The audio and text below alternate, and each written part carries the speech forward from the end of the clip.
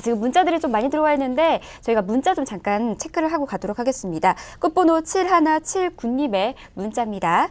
강남 쪽에 재건축이 가능한 연립주택에 투자하는 것은 어떨지 좀 궁금합니다. 대표님 알려주십시오. 이렇게 지금 문자를 보내주셨습니다. 대표님, 연립주택에 투자하는 부분에 있어서 어떻게 바라보시는지 좀 궁금하시는 것 같아요. 네. 이분 어떻게 보시나요? 예. 재건축이 가능한 연립주택, 이거 굉장히 막연한 얘기입니다. 근데 저는 이거 좀 자세히 좀 들어볼 필요가 있어요. 그래서 이 내용을 본인 여건하고 투자 기간, 또 투자 금액 이런 걸 좀 따져봐야 되는데, 일단 연립주택이라는 건 그 큰 의미가 없고요.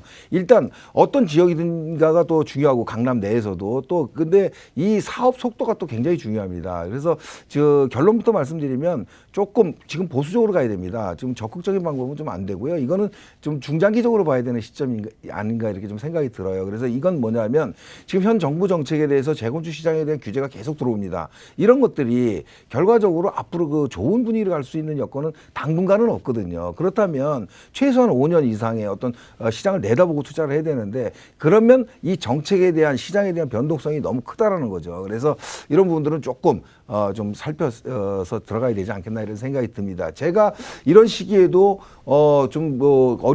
관만기인데도 투자를 하면 좋은 시점이 되는 것도 있다라고 말씀드리는 건 뭐냐면, 이런 정비 사업에 투자하는 것들은 어떤 사업이 마무리 단계에 있는 단지들을 제가 얘기하는 겁니다. 그래서 이런 지역에, 인근 지역에 어떤 공급과 따져보는 전략을 갖는 게 좋고요. 이런 것들은 좀 비용이 좀 많이 발생할 수 있겠죠. 만약에 소액으로 접근한다 그러면 그런 거 쳐다볼 수가 없고, 중심 지역이기 때문에 소액으로 접근한다면 중심 지역에 종목을 바꿔야 됩니다. 뭐 아파트라든가 이런 것들이 아닌 어떤 다른 종목으로 조금 투자해서 조금의 수익을 안전하게 볼 수 있는 이런 투자 방법을 좀 설명드리고 싶습니다.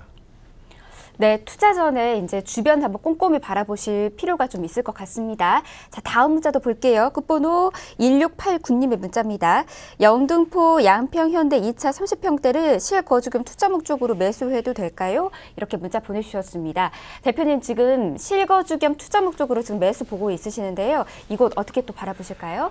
양평동 현대 2차 아파트 실거주 투자, 여기 좀 지도를 좀 보면서 말씀을 드려야 되는데 시간이 좀 방송 시간 때문에 좀 안타깝긴 합니다. 그런데 영등포 현대 2차 같은 경우에 양평역 그 윗부분이거든요. 근데 이런 부분인데, 양평동, 당산동 인근 지역들이 다 중공업 지역이에요. 근데 연차가 좀 오래된 아파트들이 투자 대비해서 이렇게 좀 당분간 이렇게 좋을 게 별로 없어 보입니다. 그래서 실거주 측면으로 조금 접근하는 게 좀 좋지 않겠나 이런 생각이 듭니다. 일단 실거주 목적으로는 찬성인데요. 일단 금액적으로 투자 목적은 생각하지 마시라, 이렇게 결론 드리겠습니다.